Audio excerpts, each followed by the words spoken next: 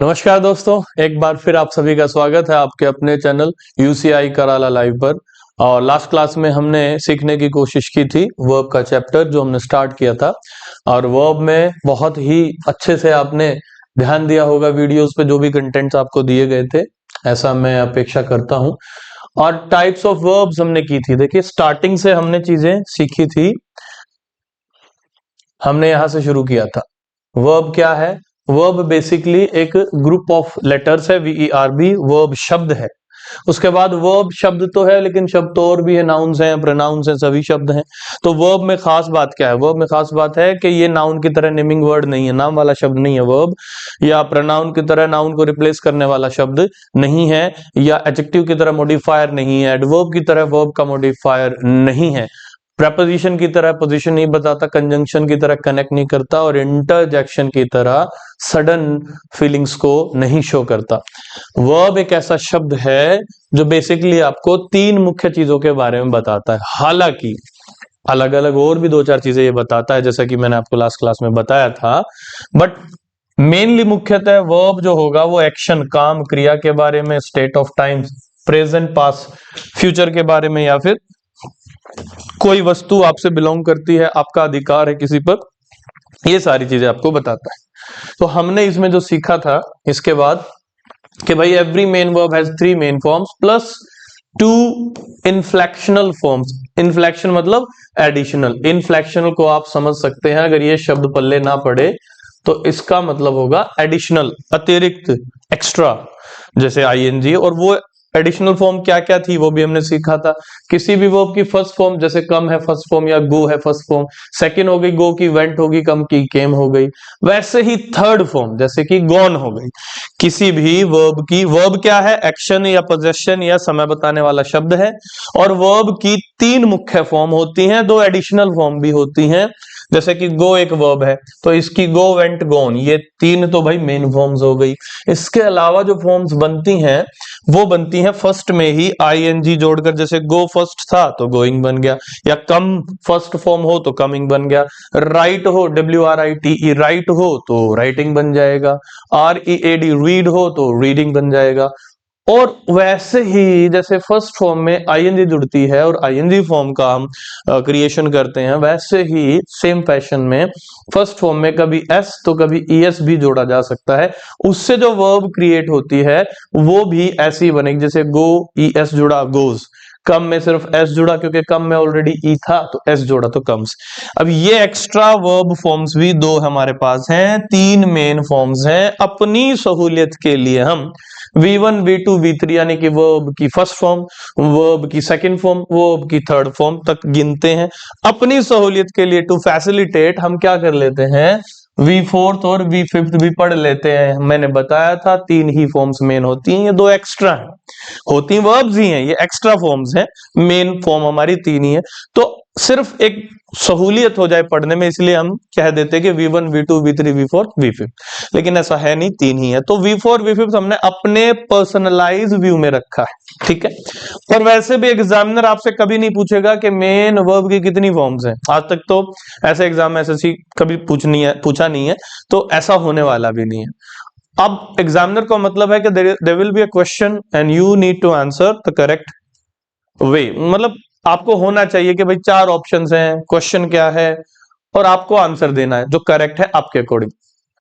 So you just need to answer. वो explanation नहीं मांग रहा आपसे। अगर क्वेश्चन एक्सप्लेनेशन के बेस पे बना है तब भी आपको एमसीक्यू में तो भाई सीधी सी बात है, 4 ऑप्शंस होंगे। तो आगे बढ़ते हैं, यहां तक हमने किया था। इसके बाद हमने किया था कि भाई वर्ब क्या क्या बताएगी, या तो एक्शन, या टाइम, या पोजेशन। तो वर्ब को जब हमने समझा था कि वर्ब के फंक्शन तो तीन हो सकते हैं इन तीनों में से, लेकिन टाइप कितने होंगे, प्रकार कितने होंगे, काइंड्स कितने होंगे, तो हम कह सकते हैं कि कितने काइंड्स की वर्ब है, या कितने टाइप्स हैं वर्ब्स के, या कितने सॉर्ट्स हैं वर्ब के, ठीक है, प्रकार। तो हमने देखा एक हेल्पिंग वर्ब सुनी सुनाई सी लग रही है और एक मेन वर्ब। हमने देखा कि हेल्पिंग और मेन वर्ब में बांटा जा सकता है, लेकिन ये भी याद रखें कि वर्ब तो आखिर वर्ब है, चाहे वो हेल्पिंग हो चाहे वो मेन हो, कॉमन क्या है, वर्ब। तो वर्ब होती है, ये भी ध्यान रखना। हेल्पिंग और मेन में हमने बांटा है ताकि हम उसे समझ पाए, चीजें थोड़ी सी कॉम्प्रिहेंसिव हो जाएं, चीजें थोड़ी सी इलैबोरेटिव हो जाएं। अब आगे बढ़ते हैं कि भाई क्या क्या एक्शन, क्या क्या यहाँ पर हमें बताती है वर्ब। एक्शन बताती है, टाइम बताती है, पोजीशन बताती है। एक्शन का मतलब ये था, लास्ट क्लास में हमने पूरा इसको देखा था। आपको इस पे कोई डाउट है तो लास्ट क्लास जाकर के देख लीजिएगा। और फिर हमने देखा था कि जो मेन दो टाइप हैं वर्ब्स के, वो जो मेन दो टाइप्स हैं वर्ब के, वो हमने देखे थे। एक है हेल्पिंग वर्ब और दूसरा है मेन वर्ब। हेल्पिंग वर्ब को कई बार ऑक्सिलरी वर्ब भी कह देते हैं। मेन वर्ब को हम ग्रामेटिकली जो लिंग्विस्ट्स हैं वो लेक्सिकल वर्ब भी कह देते हैं, उससे कोई फर्क नहीं पड़ता। मेन वर्ब के फंक्शंस हमने देखे थे, हेल्पिंग वर्ब के फंक्शंस हमने देखे थे, दोनों उनके कुछ एग्जांपल्स भी हमने किए थे। अब हमने हेल्पिंग वर्ब में ये टाइप्स डिस्कशन किए थे। मोडाल्स होते हैं, बी की फॉर्म्स होती है, हैव की फॉर्म होती है और डू। मेन वर्ब में फाइनाइट वर्ब होती है, नॉन फाइनाइट होती है, ट्रांजिटिव होती है और इंट्रांजिटिव भी होती है, वर्ब ऑफ इनकम्प्लीट प्रेडिकेशन होती है, पॉजिटिव वर्ब होती है। ये सारे हमने किए थे। अब जो हम गो थ्रू करेंगे, अब जो मेनली हम करने जा रहे हैं, वन बाय वन पकड़ेंगे। जैसे हेल्पिंग वर्ब का सेक्शन हम सबसे पहले उठाएंगे और उसमें हम करेंगे मोडाल्स को हम सबसे पहले सीखने की कोशिश करेंगे। तो मोडाल्स क्या है? हेल्पिंग वर्ब का फर्स्ट टर्म है जो हमने करना है। तो आज हम स्टार्ट करेंगे अभी मोडाल्स, तो सीखने का प्रयास करेंगे मोडाल्स। देखिएगा मोडाल्स। अब भाई मोडाल्स का नाम आता है तो आपके दिमाग में can, could, may, might, must, will, shall, should, would ये आने चाहिए। नहीं आ रहे हैं तो इसका मतलब आपने कभी कैन, मे, शैल, विल सुने ही नहीं है, तो फिर तो बहुत ही ज्यादा दिक्कत है। फिर मैं सजेस्ट करूंगा कि आप इंट्रोडक्शन वाली शुरू की वीडियोस हमारी इंग्लिश प्लेलिस्ट में जाकर के देख लीजिए, तब आपकी अंडरस्टैंडिंग बन पाएगी चीजों को लेकर के। तो मोडाल्स क्या है भाई? हेल्पिंग वर्ब के सेक्शन में हमने इसको चुना है करने के लिए। ये भी हेल्पिंग वर्ब का ही एक स्वरूप है, सहायक क्रिया है, मुख्य क्रिया नहीं है, मेन वर्ब नहीं है। तो सबसे पहला जो टर्म हमारा है वो हम कर रहे हैं मोडाल्स। तो समझते हैं कि क्या वे वर्ब्स, या ये कहें कि वे हेल्पिंग वर्ब्स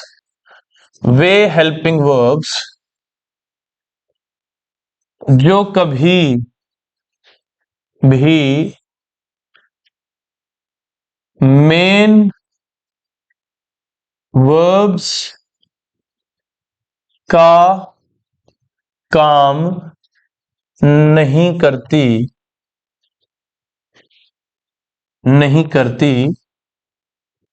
मोडाल्स कहलाती हैं।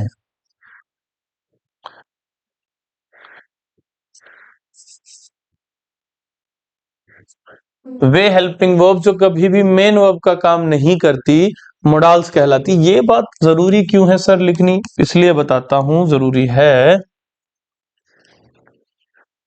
वे हेल्पिंग वर्ब्स यानी कि यहां मैं मोडाल्स की ही, वे हेल्पिंग वर्ब्स जो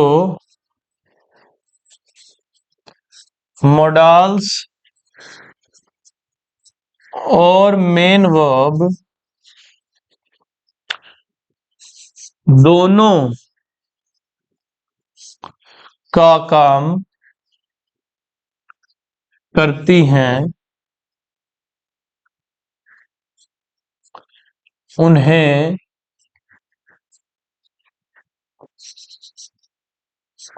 मार्जिनल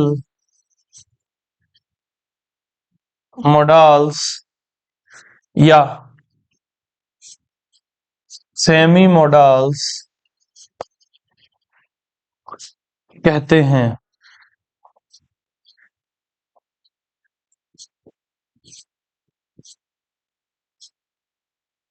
ये बड़े समझने की बात है कि मोडाल्स, ऐसा नहीं कि मोडाल्स आई कैन कुड में मत सीधे टूट पड़ो। कॉन्सेप्ट नहीं समझोगे तो चाहे 50 बार उनको रट लो, भूल जाओगे।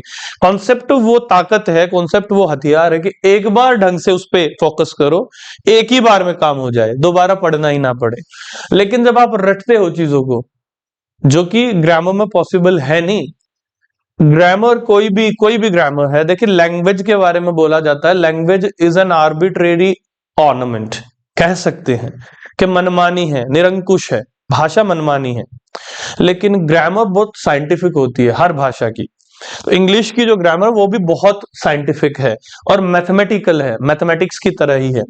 तो रटने का सिलसिला हमें भूलना पड़ेगा, चीजों को समझना पड़ेगा, एक बार में टाइम दीजिए, बार बार कॉन्सेप्ट होता ही नहीं है। एक बार में कॉन्सेप्ट समझ लिया, रटने की जरूरत ही खत्म। वे हेल्पिंग वर्ब जो कभी भी मेन वर्ब का काम नहीं करती, मोडाल्स कहलाती। और वे हेल्पिंग वर्ब जो मोडाल्स और मेन वर्ब दोनों का काम करती हैं, उन्हें मार्जिनल मोडाल्स या सेमी मोडाल्स। सेमी का मतलब क्या है? सेमी का मतलब होता है आधा, यानी कि आधे मोडाल्स कहलाते हैं वो, आधे। तो दोनों में फर्क क्या है? अब दोनों के फर्क की हम बात करते हैं। सबसे पहले हम बात करते हैं मोडाल्स क्या है, देखिएगा। मोडाल्स, मोडाल्स की कैटेगरी में आती है can, could, may, might, will, would, shall, should, must, ought to,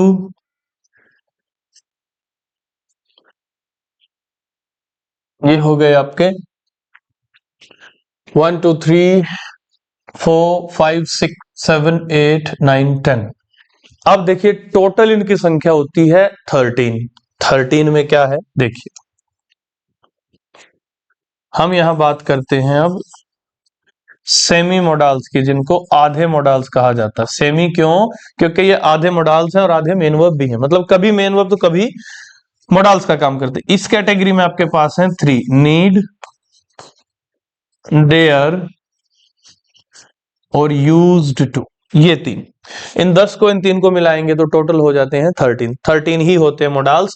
और मोडाल्स के इन 13 पार्ट में, मोडाल्स के इन 13 पार्ट्स में, मोडाल्स के इन 13 पार्ट्स में यही है। टोटल मोडाल्स 13 है, जिसमें कुछ हैं प्योर मोडाल्स, मोडाल्स ये, और कुछ हैं सेमी मोडाल्स। तो मोडाल्स के दो भाग हो गए, पार्ट ए और पार्ट बी। पार्ट ए में प्योर मोडाल जो सिर्फ मोडाल्स के नाम से जाने जाते हैं, पार्ट बी में है सेमी मोडाल्स, आधे मोडाल्स। ऐसा क्यों हो रहा है इसको भी हम समझेंगे। अब बात करते हैं वन बाय वन मोडाल्स की, कि कहां कैन लगेगा, कहां कुड लगेगा, कहां मे, कहां माइट, कहां विल, वुड, शैल, ये सब की हम बात करेंगे वन बाय वन। इससे क्वेश्चन डायरेक्टली भी बनता है, कम बनता है लेकिन डायरेक्टली भी बनता है। डी ट्रिपल बी में ज्यादा क्वेश्चन बनते हैं, एसएससी के अंदर क्वेश्चन डायरेक्टली भी बनता है, इनडायरेक्टली भी बनता है। एक एक करके इनको सीखेंगे। सबसे पहले हमारे पास है कैन। कैन, कैन के बारे में समझ लेते हैं। तो कैन का यूज कहां कहां होगा? टू शो एबिलिटी,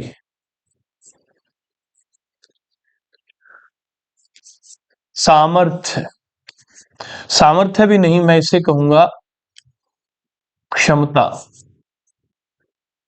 मैं क्या कर सकता हूं और क्या नहीं कर सकता हूं, कोई क्या कर सकता है और कोई क्या नहीं कर सकता है। जहां आपको किसी की क्षमता बतानी है, कैपेबिलिटी बतानी है, कैलिबर बताना है, पोटेंशियल बताना है, कैपेसिटी बतानी है, वहां आप यूज करते हैं कैन को। अब ये जो एबिलिटी बताता है वो मेंटल एबिलिटी भी बताएगा और फिजिकल एबिलिटी भी बताएगा। जैसे कि मान लीजिए एग्जांपल है, मैक्स कैन बीट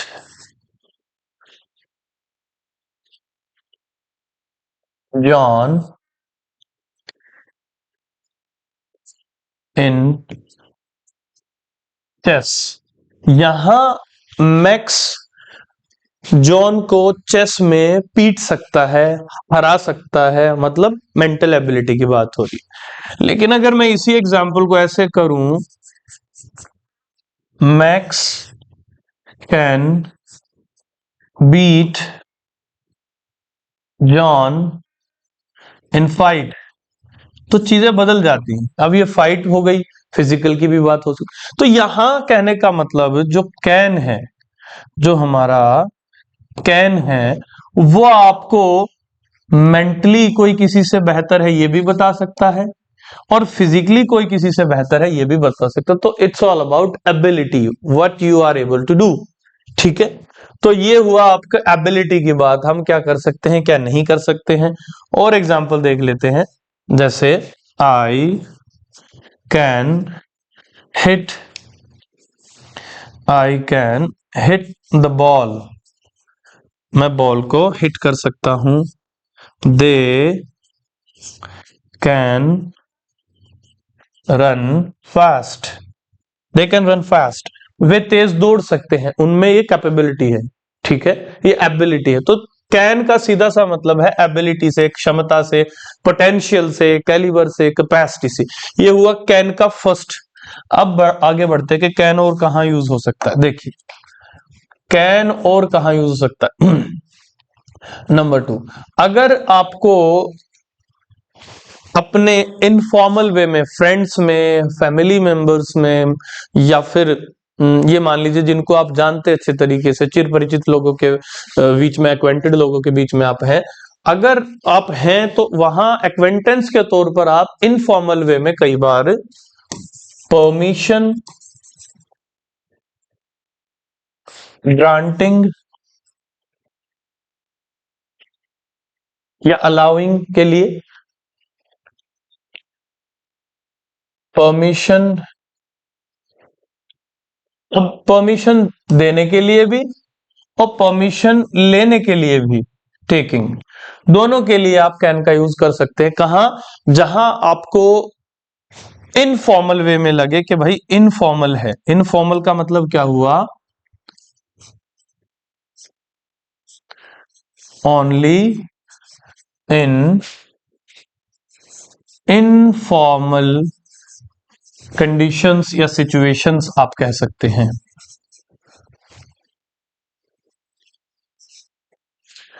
सिर्फ इनफॉर्मल कंडीशंस में या सिचुएशन। इनफॉर्मल का मतलब क्या है, जब आप, मतलब क्या है, जब आप अपने चिर परिचित, चिर परिचित, चिर परिचित मतलब हुआ लोगों के साथ हो। इसका मतलब हुआ जब आप चिर परिचित लोगों के साथ हो, ऐसे लोगों के साथ हो जिनमें आपको फॉर्मेलिटी नहीं यूज करनी, सब अपने ही है, तब आप कैन का यूज परमिशन के लिए भी कर सकते हो, करते हो, वो सही माना जाता है। जैसे कि can I go home now, अपने फ्रेंड्स के यहाँ आप रुके हुए, आप कह रहे हो कि भाई बहुत हो गया टाइम पास, टीवी देख लिया, मैच देख लिया, पार्टी कर ली, कि यार अब घर चलता हूँ ना, जा सकता हूँ ना, अभी तो और तो कुछ नहीं करना। दैट काइंड ऑफ सिचुएशन आप ऐसा कर सकते हो। जैसे यू कैन स्टे हियर, ये किसी ने किसी को परमिशन दी है, और वो भी इनफॉर्मल वे में, कि आप रुक सकते हो चाहो तो, ऐसी कोई दिक्कत नहीं है।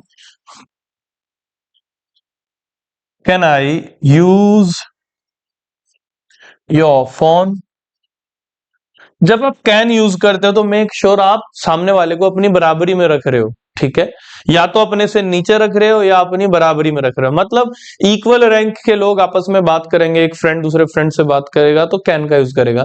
या फिर सीनियर अपने जूनियर को भी कैन के साथ परमिशन दे सकता है। सीनियर को परमिशन लेने की जरूरत तो है नहीं ना जूनियर से, सीनियर जो भी होगा, सुपीरियर जो भी होगा, रैंक में जो बड़ा होगा, वो अपने जूनियर को परमिशन देता है, ना कि उससे परमिशन लेता, तो वो भी कैन का यूज कर सकता है। जैसे मान लीजिए अपने टीचर से पूछा, ma'am sir may I go to washroom, तो वो कह सकते हैं, उनको कहना चाहिए फॉर्मली यू मे, सही तो यही है। लेकिन आप जूनियर हो, उनसे छोटे हो, तो वो अगर एक बार को ये भी बोल दे कि यस यू कैन, तो वो भी ठीक है। यानी कि सीनियर जूनियर को परमिशन दे सकता है कैन में, लेकिन इनफॉर्मल में सबसे ज्यादा कैन ही यूज होगा।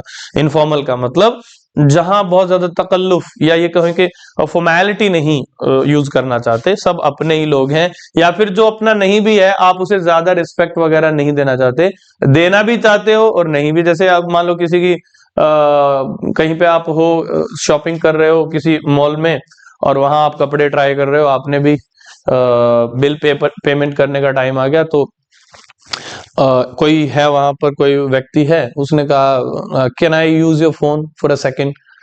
उसे किसी को कॉल करना, उसके फोन की बैटरी डेड हो गई, तो वो कह रहा can I please use your phone. तो वो कैन से भी आपसे परमिशन ले सकता है, रिक्वेस्ट कर सकता है ना। तो लेकिन अगर वो मे कहेगा तो बहुत ज्यादा फॉर्मल हो जाएगा, मतलब बंदा बहुत ज्यादा डिसेंसी दिखा रहा है, ठीक है। तो जब इक्वल रैंक की बात होती है तो कैजुअली, जिसको हम बोलते हैं ना कैजुअल, तो कैजुअली आप कैन का यूज करते हो, फॉर्मली आप मे का यूज करोगे, हम डिस्कशन करेंगे अभी। तो परमिशन लेने देने दोनों के लिए ऐसे इक्वल रैंक में इनफॉर्मली कैजुअली आप कैन का यूज करते हो। ये दो मेन यूज है, वैसे तो बहुत सारे यूसेज हैं कैन के, लेकिन ये दो वे यूसेज है जो एग्जाम के लिए ओरिएंटेड हैं। तो हमें सिर्फ उतना ही करना है जो एग्जाम में हमारे काम का हो। तो ये था कैन। अब बात करते हैं हम नेक्स्ट की, वो है could.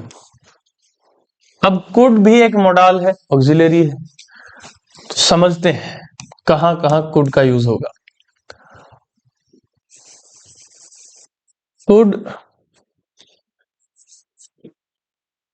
is used as the past form, I would say version of can। इसका मतलब हुआ कुड का यूज पास्ट वर्जन, किसके पास वर्जन, कैन के पास वर्जन के रूप में भी होता है। अगर कंपेयर किया जाए, अगर कंपेयर करें हम, तो मैं कह सकता हूं आई कैन रन, ये कह रहा है अभी, यानी फिलहाल, यानी प्रेजेंट में मैं दौड़ सकता हूं। अब यहां अगर मैं इसी को कर दूं आई कुड रन, तो ये कब की बात कर रहा है, पास्ट की। अगर मैं कंपैरेटिवली ये बताना चाहता हूं कि भाई मैं दौड़ सकता हूं तो I can run.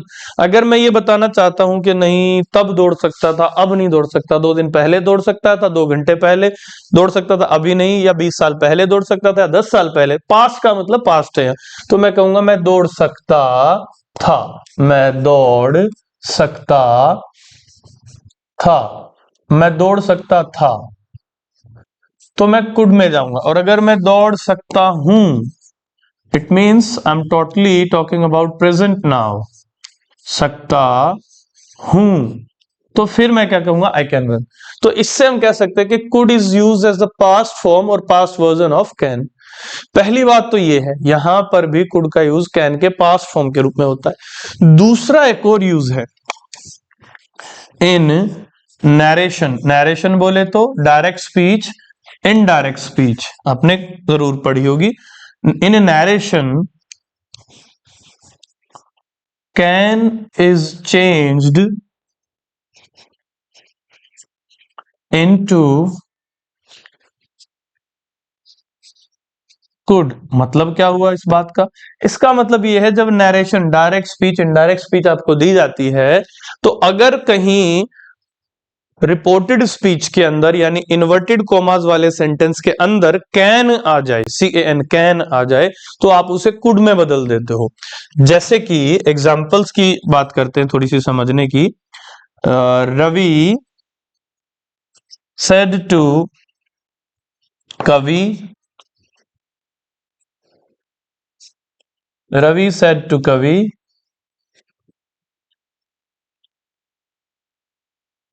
Max can do it. अब ये आ गया। अब मान लीजिए इसे हम ऐसे समझें कि ये हमने डायरेक्ट स्पीच था, हमने इनडायरेक्ट बनाया, तो रवि सेड टू को आपको नहीं पता तो सुन लीजिए, पता है तो आप समझ ही गए। सेड टू की जगह टोल्ड लिखा जाता है, कवि एज इट इज, और फिर हम जो ये कोमा लगाते हैं इसको रिमूव करते हैं तो दैट लगाते हैं, तो रवि सेड टू कवि, रवि टोल्ड कवि बन जाता है। अब मेन बात ये नहीं कि कौन क्या बन गया, सेड टू की जगह टोल्ड है, मेन बात है कि यहां पर क्या था हमारे पास, कैन, नरेशन के अंदर डायरेक्ट स्पीच में। इनडायरेक्ट स्पीच बनाएंगे तो हम क्या लिखेंगे, कुड, बाकी जो था उसमें कोई परिवर्तन नहीं। इसीलिए मैं बता रहा था कि जब आपको डायरेक्ट स्पीच इनडायरेक्ट स्पीच यानी कि चेंज करते हो नरेशन आप डायरेक्ट स्पीच से इनडायरेक्ट में, तो आप कैन को कुड में बदल देते हो। ये चीज भी लागू होगी कि मान लीजिए एग्जामिनर ने आपको नरेशन में इनडायरेक्ट वर्जन दे दिया, मान लो ये दे दिया, Ravi told Kavi that Max could do it, तो समझना पड़ेगा आपको कि if x is equal to Y then y is also equal to x। तो वही वाली बात है कि अगर आपको Ravi told Kavi that Max could do it इस टाइप का कोई सेंटेंस दे दिया, तो याद रखना है कि रिवर्स में आपको यह भी ध्यान रखना है कि कुड अगर प्रेजेंट फॉर्म है कैन की, अगर कुड पास्ट फॉर्म है कैन की, कैन प्रेजेंट फॉर्म है कुड, अब कैन प्रेजेंट फॉर्म है कुड की, इसका मतलब यह भी हुआ कि कुड पास्ट फॉर्म है कैन की। दोनों में ये चीज आपको समझनी पड़ेगी भाई, प्रेजेंट में कैन है उसका पास्ट है कुड, तो दूसरा क्वेश्चन ये भी है कि कुड का प्रेजेंट कौन है, तो कुड का प्रेजेंट है कैन, ये ध्यान रखना है। तो इस तरीके से सेकंड पॉइंट था। अब बढ़ते हैं इसके नेक्स्ट पॉइंट में, थर्ड पॉइंट, कुड के बारे में हम समझ रहे हैं, तो कुड का थर्ड पॉइंट आता है। देखिए कई बार ये तो बात थी दोनों पॉइंट्स में कि कैन के पास्ट फॉर्म के रूप में कुड का यूज होता है, लेकिन इसका मतलब ये नहीं कि कुड सिर्फ है ही नहीं, अलग से कोई उसका वजूद नहीं है, कोई एंटिटी नहीं है, कुड अलग से भी यूज होता है, जरूरी नहीं कुड पास्ट ही बताए, कुड फ्यूचर भी प्रेजेंट भी सारी चीजें बता सकता है। अब इसमें क्या आता है,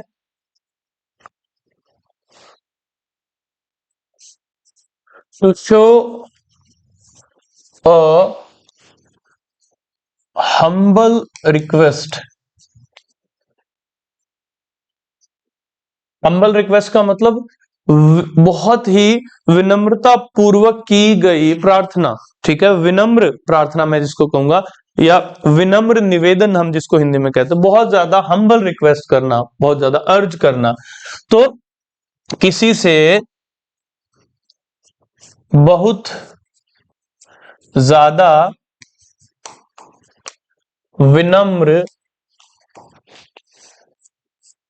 विनम्रता पूर्वक प्रार्थना,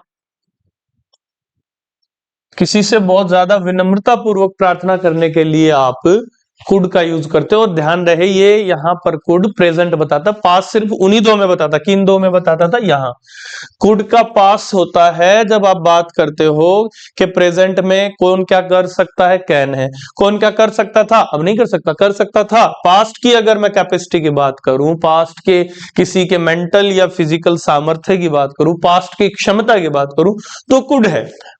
लेकिन दूसरा पॉइंट था कि भाई नरेशन के अंदर कैन अगर डायरेक्ट में है तो इनडायरेक्ट स्पीच में कुड कर दो उसे। ये दोनों ही सिचुएशन में कुड कहीं ना कहीं पास्ट बता रहा था और कैन से इसकी जड़ें जुड़ी हुई थी, लेकिन अब जो हम पढ़ रहे हैं वहां कैन से इसका कोई लेना देना नहीं है, अलग एंटिटी है, कुड बिल्कुल डिफरेंट मॉडल है यहां पर। तो इसमें भी ये काम करता है कब, जब बहुत ज्यादा आप किसी को रिक्वेस्ट शो करना चाहते हो, जैसे कि कुड यू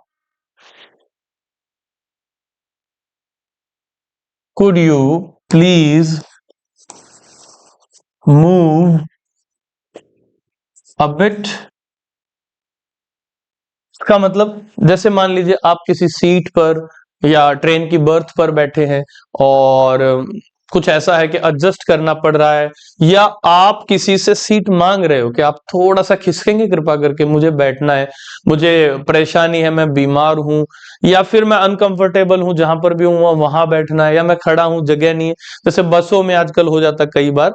तो आप जब किसी से सीट मांगते हैं या आप कहीं से निकल रहे हो रास्ते में कुछ लोग खड़े हैं और वो भी अपनी जगह ठीक खड़े हैं, कुछ काम कर रहे हैं, या उनको नहीं पता कि आप वहां से निकलना तो आप ये could you please move a little bit, आप उनको बहुत विनम्रता से बोल रहे हैं, इतना विनम्रता से कि वो हटेंगे भी और उनको बुरा भी नहीं लगेगा। मान लीजिए चलते टाइम आप ऐसे ही किसी आपको जाना है या खिसकना है, वहां बैठना है या कहीं से गुजरना और लोग वहां पे हैं, तो आप बोलो कैन यू प्लीज मूव, तो ये उतना अच्छा इंपैक्ट नहीं डालता। मतलब इट शोज एरोगेंस, कि आप एरोगेंट हो, इनडिसेंसी को शो करेगा। तो आप जब ये चाहते हैं कि सामने वाला आपकी बात को पॉजिटिवली समझे और कहीं ना कहीं खुद में फील करे यार हम ही गलत बैठे हैं या हम ही गलत खड़े हैं, हमें ऐसा नहीं खड़ा होना चाहिए, तो वो तरीका है। देखिए अच्छी आदतें आपको अच्छा ही बनाएंगी।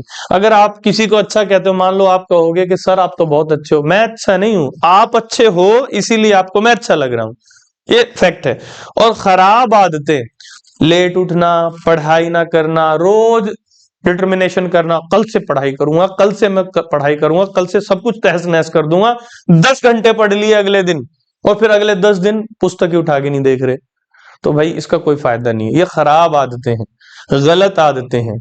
और मेरी बात आप मार्क कर लेना, गलत आदतें ही काफी हैं आपका सर्वनाश करने के लिए। आपको किसी पड़ोसी की, किसी दुश्मन की, किसी और आदत की जरूरत नहीं है। गलत आदत अगर आ गई ना आपके अंदर, वही आपका बेड़ा गर्क कर देगी और किसी के कंट्रीब्यूशन की जरूरत ही नहीं पड़ने वाली है। तो आदतें अच्छी रखेंगे। हमारे बहुत ही रिस्पेक्टेड जो अब तो स्वर्गवासी हो गए हैं, कलाम साहब ने कहा था, राष्ट्रपति रहे हमारे, कि you can not change your future. Past को भी चेंज नहीं कर सकते, पास्ट को भी बदल नहीं सकते, और आप फ्यूचर को भी नहीं बदल सकते, पास्ट को तो बिल्कुल नहीं बदल सकते, लेकिन आप रीशेप कर सकते हो अपनी हैबिट्स को, मतलब अपनी आदतों को बदल सकते हो प्रेजेंट के अंदर। सोचो आज जो प्रेजेंट है वही तो कल जाके पास्ट बनना है। आज जो प्रेजेंट, अगर प्रेजेंट आपने बदल लिया, अपनी आदतें पॉजिटिव कर ली, तो आपका जो फ्यूचर है अपने आप बेटर हो जाएगा। तो आप अगर रीशेप करना सीख जाएं अपने प्रेजेंट को, और आधे से ज्यादा लोग प्रेजेंट में जीते ही नहीं। अभी वो क्लास में बैठे हैं, अभी क्लास चल रही है, दिमाग में चल रहा होगा क्या, मुझे क्लास के बाद ना कपड़े धोने हैं, क्लास के बाद फ्रेंड्स के साथ घूमने जाना है, अभी पुष्पा 2 मूवी आई है और मैं देख नहीं पाया, अब जाके देखूंगा, अब की बार कौन सी मूवी लगी है, मुझे फायर बॉल पता नहीं क्या क्या गेम्स है वो खेलना है, रिश्तेदारी में जाना है, शादी है मौसी के लड़के की उधर जाना है। अरे भाई वो है, प्रेजेंट रहो, क्लास में प्रेजेंस अपनी दो। हम वर्तमान में जीते ही नहीं, या तो पास्ट की कोई घटना भी दिमाग में चल रही है या फिर फ्यूचर की चल रही है, प्रेजेंट है ही नहीं, हमेशा प्रेजेंट को स्पॉइल कर रहे हैं हम। और मैं ये भी आपको बताता हूं, जब आप शादी में होते हो ना, वहां पर भी कुछ समय ऐसा आधे ज्यादा चलेगा कि आप प्रेजेंट तो हो फिजिकली शादी में, अब फिर पास्ट की सोच रहे हो, या कल किसकी शादी में जाना है, अगले हफ्ते किसकी शादी, फिर दिमाग में ये चल रहा होता है। प्लानिंग करनी चाहिए, बट ये थोड़ी प्लानिंग हुई कि आप प्रेजेंट स्पॉइल कर दो। तो प्रेजेंट में जियो, वो बेटर है आपके लिए। हम अगर किसी से रिक्वेस्ट करें कि भाई कृपा करके थोड़ा सा खिसक जाएं, जगह दें, अब कृपा करके यहां बैठ जाएं, तो उसके तरीके बहुत हो सकते हैं। अब आपके शब्द ही आपको रिस्पेक्टेड बना सकते हैं या फिर इंसल्टिंग भी बना सकते हैं। तो वैसे ही जितने भी मॉडल्स हैं वो सब शब्दों का ही गेम है। कुड से अगर आप ऐसे किसी से रिक्वेस्ट करते हो, could you please move a bit, तो सामने वाले पे ये बात आपकी छाप छोड़ जाती है, और ये तभी यूज होता बहुत ज्यादा हम्बल रिक्वेस्ट में। और अब मान लेते हैं, अब इसका एक और भी यूज होता है कुड का, जो एग्जाम में नहीं पूछा जाता, तो मैं उसे ज्यादा डिस्कस नहीं करूंगा। ये कहता है कि रिमोट पॉसिबिलिटीज। रिमोट पॉसिबिलिटी मतलब किसी के यहाँ चोरी हुई है, तो इंसान से पूछा जाता, पुलिस आती कि भैया आपको किस पे शक है, कौन हो सकता है चोर, तो कहता जी कोई भी हो सकता है। इसका मतलब कोई भी, एवरीवन और एनीवन। तो इसका मतलब ये हुआ कि रिमोट पॉसिबिलिटी, ठीक है, रिमोट पॉसिबिलिटी। अगर इलेक्शन में 4 ही पार्टीज हैं, 4 ही राजनीतिक दल हैं जिनकी हिस्सेदारी है, जो जीत सकते हैं, तो वो रिमोट पॉसिबिलिटी नहीं है, वो लिमिटेड पॉसिबिलिटी है। लेकिन कोई भी जीत सकता, मतलब दुनिया ही भर के हैं, 4 नहीं 400 है पार्टीज, तो फिर रिमोट पॉसिबिलिटी में चला जाता। तो वो एग्जाम में नहीं आया, डिस्कशन नहीं करेंगे। कुड के बारे में 3 इंपॉर्टेंट बातें थी, हमने सीख ली। अब हम नेक्स्ट की तरफ चलते हैं। अब हम आते हैं मे की तरफ। मे मे। अब मे के बारे में खास बात क्या है? परमिशन, परमिशन, परमिशन दोनों के लिए, लेने के लिए भी और देने के लिए भी। परमिशन, परमिशन लेने के लिए और परमिशन देने के लिए।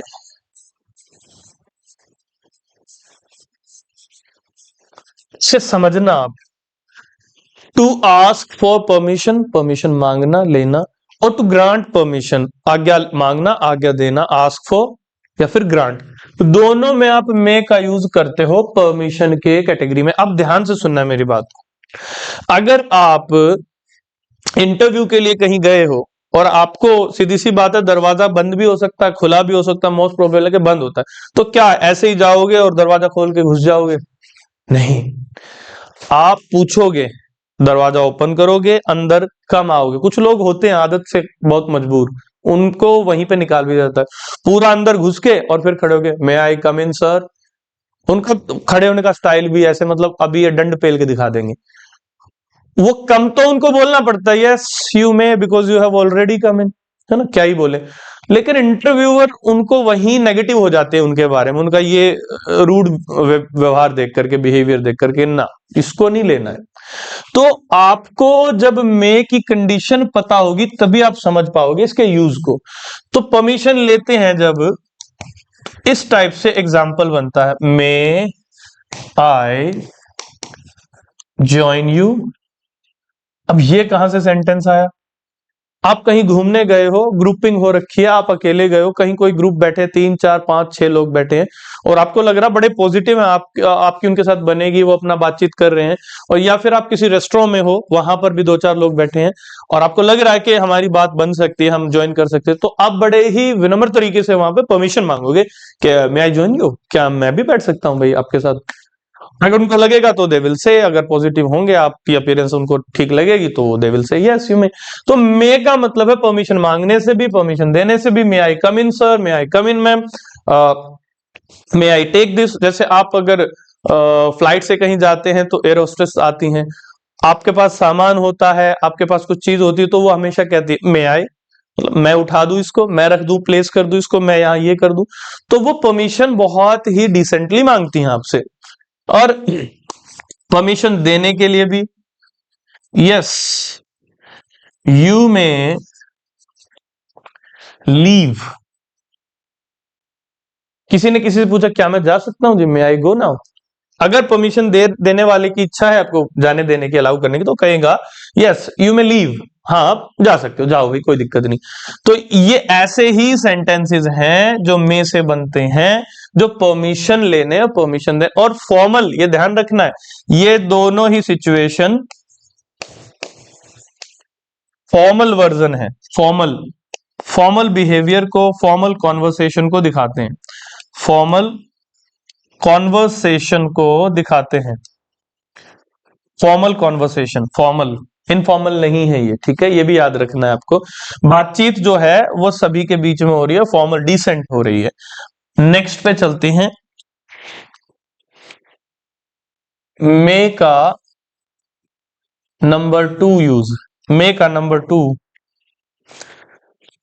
Optative sentence, optative sentences.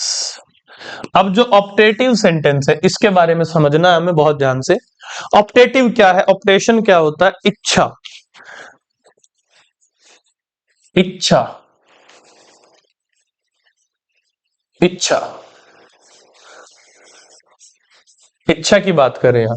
हमारी इच्छा कैसी भी हो सकती है, अच्छी हो सकती है, बुरी हो सकती है। आपके प्रति किसी की इच्छा होती है, जैसे किसी ने आपको कहा कि भाई भगवान तुम्हारा भला करे, भगवान तुम्हें हम सब कुछ दे, भगवान तुम्हें उठा ले, मतलब ऐसी भी इच्छा हो सकती है। कोई मतलब नेगेटिव हो आपके प्रति, कोई भी रीजन हो सकता है, तो भगवान आप पे बिजली गिरा दे, भगवान करे आप मर जाओ, भगवान करे आपको सब कुछ मिले। अच्छी और बुरी जैसे मर्जी भी इच्छाएं हो, वो आप में से बता सकते हैं। और एग्जाम्पल भी बहुत सटीक होते हैं, सुने सुनाए हैं, जैसे मे गॉड ब्लेस यू, है ना, may God bless you. God save are king. ये वाला सेंटेंस एग्जाम में रिपीट होता है कॉन्सेप्ट। इसमें खास बात क्या है, तो खास बात को समझ लेते हैं। समटाइम्स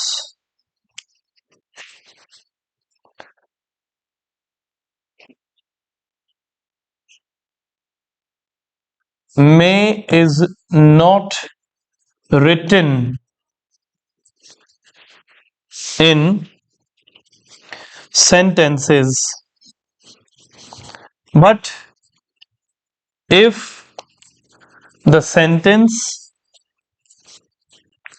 show intention,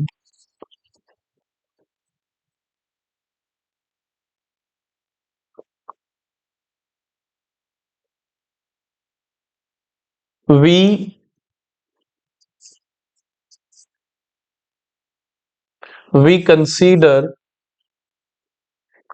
that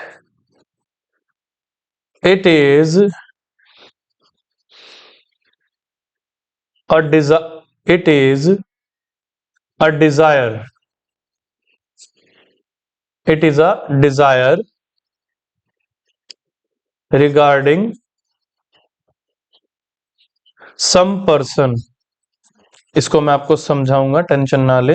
देखिए, कहता है कि कभी कभी, समटाइम्स, कभी कभी, may is not written in sentences. वाक्यों में कभी कभी ऐसा होगा कि मे दिया ना जाए। जैसे ये देखिए, इसमें मे नहीं है, लेकिन अगर सेंटेंस शो करता है, if sentence shows, if the sentence shows intention, यदि सेंटेंस क्या क्या जाहिर करे, इंटेंशन। इंटेंशन का मतलब क्या होता है, इच्छा। अगर सेंटेंस क्या दिखाए, क्या बताए, क्या शो करे, इच्छा, किसी तरह की इच्छा बताए, तो वी कंसीडर, हम मानते हैं कि इट इज अ डिजायर, ये इच्छा, डिजायर भी इच्छा ही होती है किसी के बारे में, रिगार्डिंग सम पर्सन, किसी व्यक्ति के बारे में, किसी व्यक्ति की इच्छा है। अगर में आता है तो हमें पता ही लग जाता ऑप्टेटिव सेंटेंस। कई बार इच्छा होती है वाक्य के अंदर, पढ़ने के बाद आपको पता, कोई किसी की इच्छा हो रही है किसी ना किसी के बारे में, अच्छी या बुरी, तो हम वहां क्या करते हैं कि मैं को लिखते नहीं है, लेकिन मैं अंडरस्टूड होता है। तो इसको समझ लेते हैं।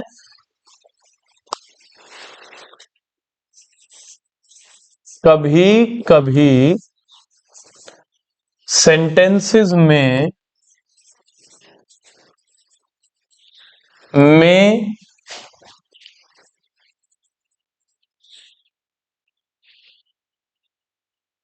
को लिखा नहीं जाता, पर चूंकि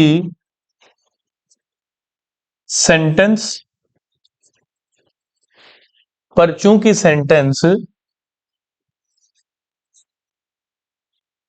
इच्छा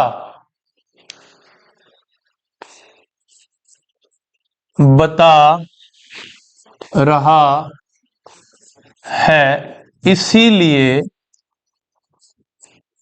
इच्छा बता रहा है इसलिए उस सेंटेंस को,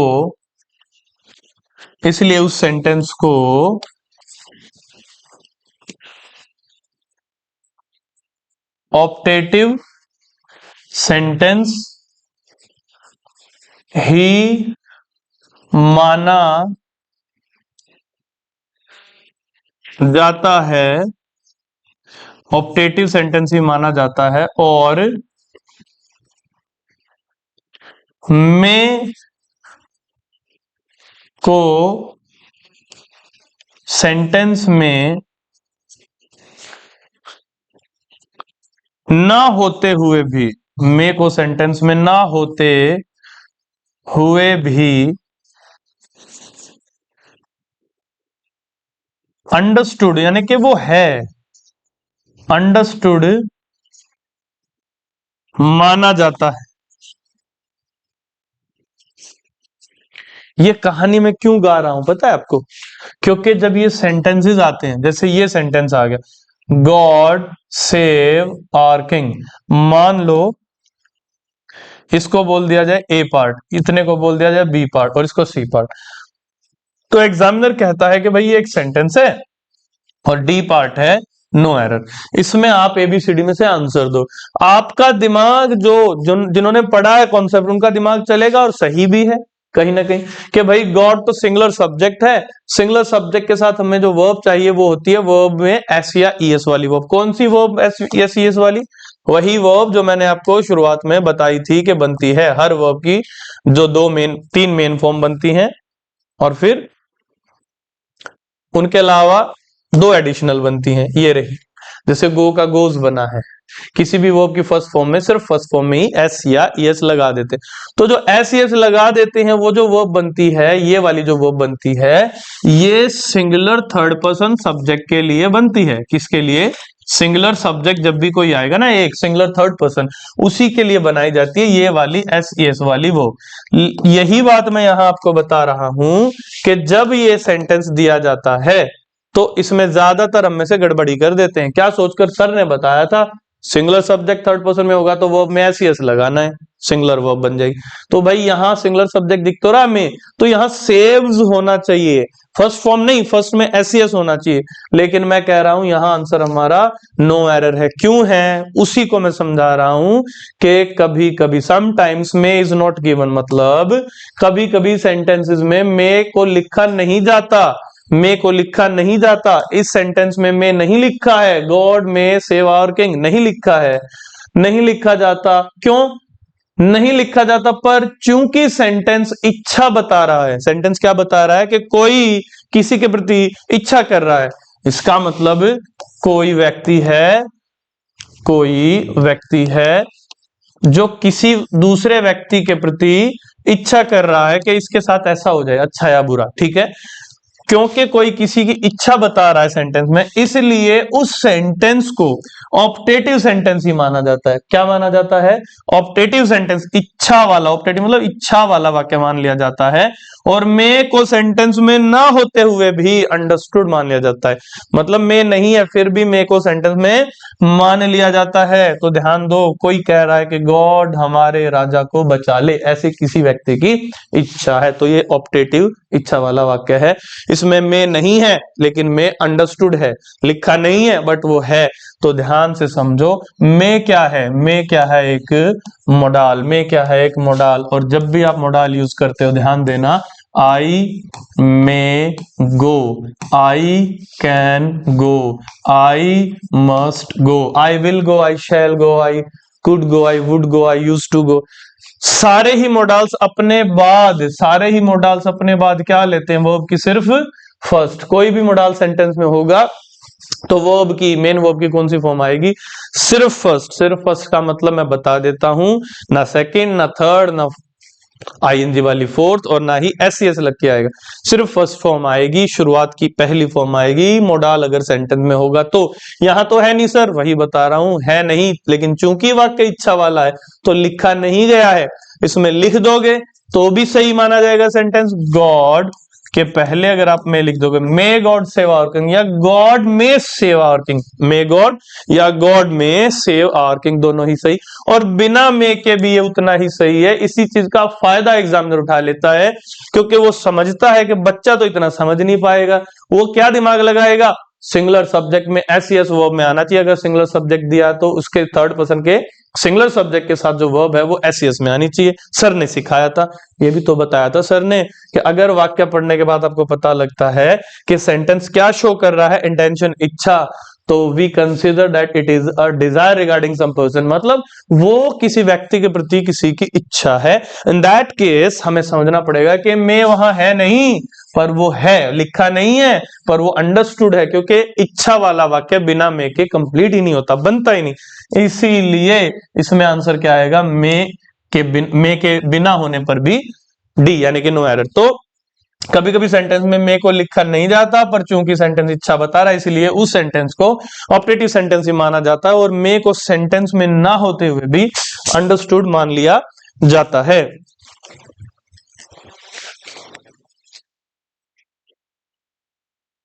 और अब समझते हैं इस चीज को और मान लिया जाता है, और सिंगुलर सब्जेक्ट होते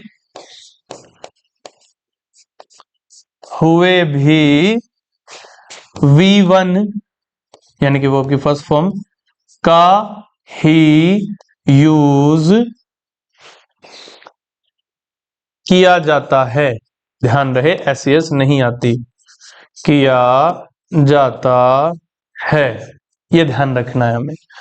ये पॉइंट था। अब नेक्स्ट पे बढ़ते हैं। हमने मे का, देखिए मे का दूसरा पॉइंट हमने कंप्लीटली समझ लिया। एक परमिशन वाला था इससे पहले कि भाई परमिशन लेने के लिए, परमिशन देने के लिए मे आता है। दूसरा हमने समझा ऑप्टेटिव सेंटेंस में मे आता है। और तीसरा और आखिरी अब हम समझेंगे इसका मे का थर्ड और लास्ट मैं कहूंगा कि ये यूज है, वो क्या है? पॉसिबिलिटीज।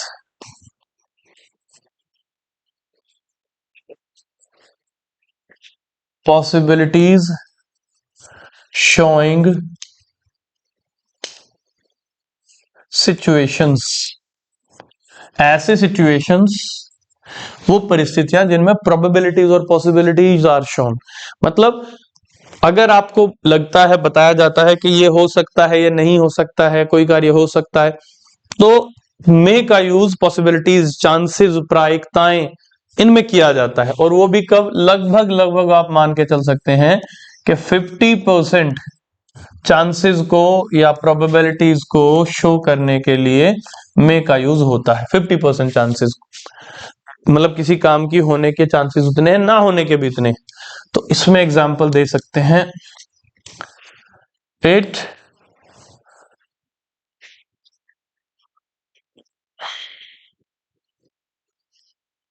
इट में रेन टुडे।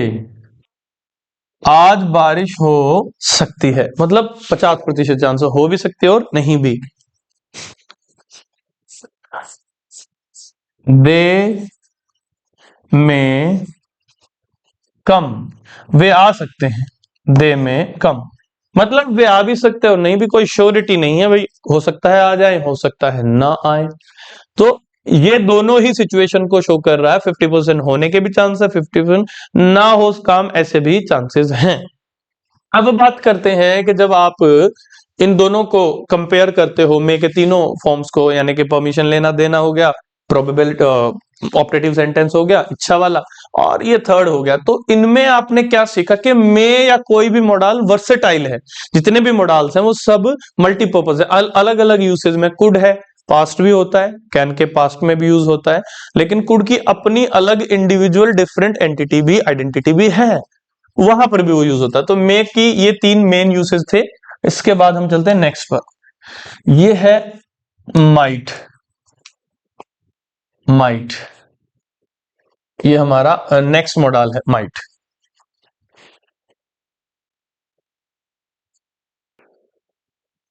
तो मे को समझ लेते हैं, अब माइट को समझते हैं। मे हमने कर लिया। अब देखिए, पहली बात तो वही है, might is used as the past form कह लें या वर्जन कह लें ऑफ मे। एक तो ये चीज है, माइट का जो यूज है, माइट का जो यूज है वो मे के पास्ट फॉर्म में या पास्ट वर्जन के रूप में भी होता है। मतलब अगर मैं कहूं ये भाई नरेशन के अंदर खास करके मैं अगर कहूं, जैसे डायरेक्ट स्पीच है, मान लीजिए टॉमी सेड टू ऐश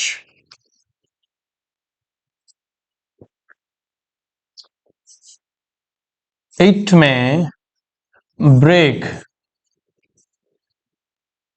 तो इस सेंटेंस को जब आप इनडायरेक्ट स्पीच में चेंज करोगे तो ये बन जाएगा टॉमी टोल्ड, सेड टू को टोल्ड में ही चेंज करते हैं जनरली जब अफर्मेटिव सेंटेंसेस हो, दैट इट,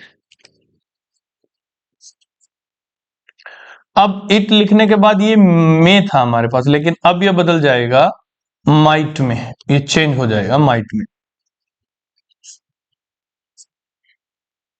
तो ये एक चेंज है कि माइट यूज होता है मे के पास्ट फॉर्म के रूप में, और तब हम मे को माइट में चेंज कर देते हैं। एक तो ये यूज है माइट का इंपॉर्टेंट की अगर हम बात करें, तो दूसरा इंपॉर्टेंट यूज है माइट का to show very less possibilities,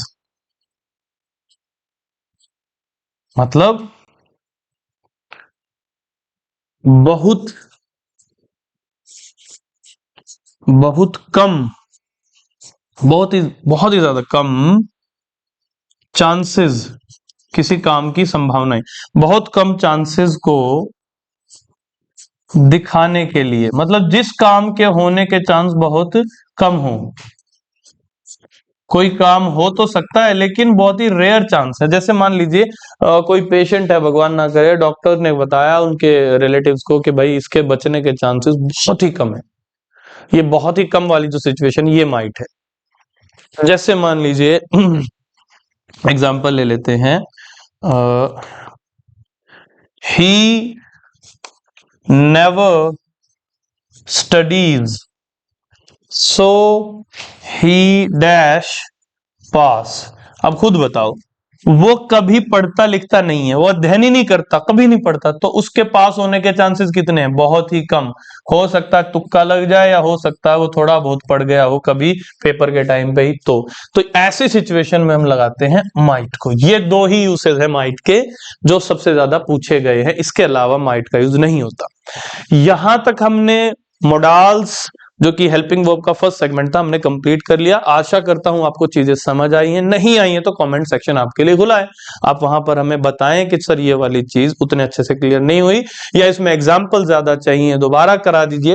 वो सारी चीजें आपकी हम उन पे पूरा ध्यान देंगे, उनको मानेंगे। तो मिलते हैं आपसे नेक्स्ट क्लास में, तब तक आपको बस एक ही काम करना है, वीडियोस को देखना है, अच्छी लगे तो लाइक करना है, चैनल को सब्सक्राइब अगर आपने नहीं किया तो आप जघन्य अपराध कर रहे हैं, ये बहुत बड़ा पाप है, ठीक है, भगवान इसके लिए आपको कभी क्षमा नहीं करेगा। तो do subscribe the channel and we will meet you in the next class. तब तक के लिए नमस्कार।